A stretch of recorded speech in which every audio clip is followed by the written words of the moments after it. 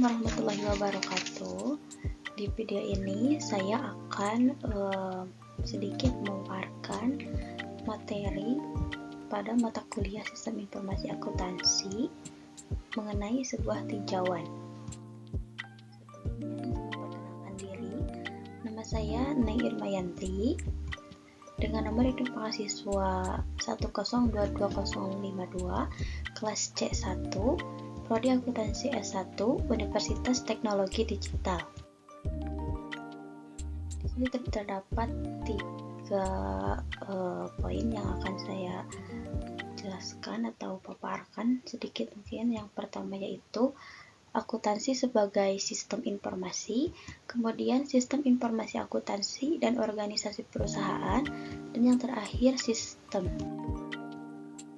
Langsung saja pada yang pertama yaitu akuntansi sebagai sistem informasi. Arti akuntansi dalam bahasa bisnis adalah suatu organisasi yang menggunakan bahasa komunikasi saat berbisnis. Contohnya seperti saat terjadi pertukaran barang dengan jumlah uang. Dalam akuntansi juga dapat diistilahkan sebagai menjual atau membeli. Dalam bahasa bisnis juga, akuntansi merupakan upaya untuk mengukur hasil kegiatan ekonomi suatu organisasi dan bagaimana menyampaikan informasi tersebut kepada pihak terkait, seperti manajemen, kreditor, investor, serta regulator.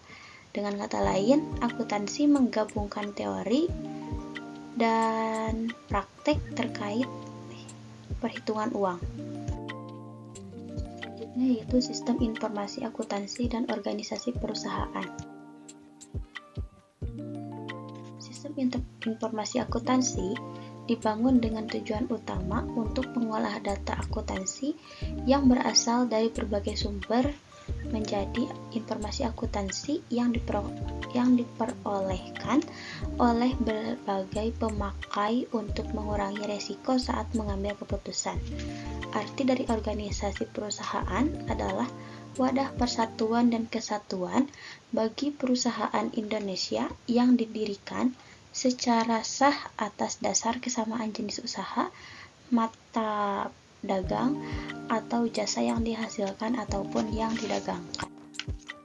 Di sini juga terdapat fungsi sistem informasi akuntansi, yang dimana terdapat 3 poin, yaitu yang pertama mendukung aktivitas perusahaan sehari-hari, yang selanjutnya ada mendukung proses pengambilan keputusan, dan yang terakhir membantu pengelola perusahaan dalam memenuhi tanggung jawabnya kepada pihak eksternal. Ada juga peran sistem informasi akuntansi, di mana terdapat 5 poin, yaitu mengumpulkan dan memasukkan data ke dalam sistem informasi akuntansi, kemudian mengolah data transaksi tersebut, kemudian menyimpan data untuk tujuan di masa mendatang. Yang selanjutnya yaitu memberi pemakai atau pengambil keputusan informasi yang mereka perlukan, dan yang terakhir mengontrol semua proses yang terjadi. Kelompok informasi akuntansi terdapat 3 poin. Yang pertama scorekeeping, yang kedua attention direction, kemudian yang terakhir decision making. Kemudian ada juga dimensi kualitas informasi, yaitu ada 4 poin, dimana yang pertama itu akurat, kemudian relevan, tepat waktu, dan lengkap. Kemudian di sini juga ada hubungan sistem informasi akuntansi dan sistem informasi manajemen, di mana sistem informasi yang digunakan oleh suatu perusahaan, di mana di dalamnya mencakup informasi keuangan dan non-keuangan, disebut sebagai sistem informasi manajemen atau SIM.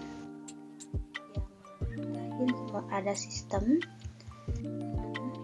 Sistem adalah kumpulan komponen apapun, baik fisik maupun non-fisik, yang saling berhubungan satu sama lain dan bekerja sama secara harmonis untuk mencapai tujuan. Kemudian di sini juga ada beberapa poin yang mengenai sistem, yaitu yang pertama ada ciri sistem, di mana ciri sistem yaitu terdiri dari berbagai komponen yang saling berhubungan. Jika salah satu komponen hilang, maka sebuah sistem tidak akan bisa berjalan. Kemudian ada juga tujuan sistem. Tujuan sistem merupakan target atau sasaran akhir yang ingin dicapai oleh suatu sistem. Kemudian ada juga batas sistem yang merupakan garis abstraksi yang memisahkan antara sistem dan lingkungannya. Kemudian ada juga subsistem, di mana subsistem ini merupakan komponen atau bagian dari suatu sistem. Yang selanjutnya yaitu ada hubungan sistem. Hubungan sistem adalah hubungan yang terjadi antara subsistem dengan subsistem lainnya yang setingkat atau antara subsistem dengan sistem yang lebih besar. Ada juga hierarki sistem, adalah pada dasarnya menggambarkan sistem dengan sistem yang lebih besar yang disebut sebagai supersistem, dan hubungan dengan sistem yang lebih kecil disebut subsistem. Ada juga input, proses, output. Input merupakan segala sesuatu yang masuk ke dalam suatu sistem. Kemudian ada juga proses yang merupakan perubahan dari input menjadi output, dan ada juga output yang merupakan hasil dari suatu proses yang merupakan tujuan dari keberadaan sistem. Yang terakhir, yang selanjutnya yaitu ada lingkungan sistem. Lingkungan sistem adalah faktor-faktor di luar sistem yang mempengaruhi sistem. Selanjutnya itu ada klarifikasi sistem. Terdapat beberapa poin, yaitu yang pertama sistem terbuka dan tertutup, kemudian sistem buatan manusia dan buatan Tuhan, yang selanjutnya sistem berjalan dan konseptual, kemudian sistem sederhana dan kompleks, sistem yang kinerjanya dapat dipastikan atau tidak, kemudian sistem sementara dan selamanya, sistem yang ada secara fisik atau abstrak, dan yang terakhir sistem yang bisa dan tidak bisa beradaptasi. Selanjutnya yaitu ada model sistem, di mana terdapat 4 model, yaitu yang pertama model fisik, model naratif, model grafik, dan model matematika. Ada juga yang terakhir ini bahasa sistem, di mana bahasa sistem merupakan alat untuk berkomunikasi. Bahasa terbentuk dari simbol-simbol yang disepakati bersama yang mengakibatkan terjadinya komunikasi antara dua orang atau lebih yang saling memahami apa yang disampaikan lawan komunikasinya. Mungkin itu saja yang bisa saya sampaikan. Mohon maaf apabila banyak kesalahan maupun dari kata atau pelafalannya. Saya Neng Irmayanti izin pamit undur diri. Assalamualaikum warahmatullahi wabarakatuh.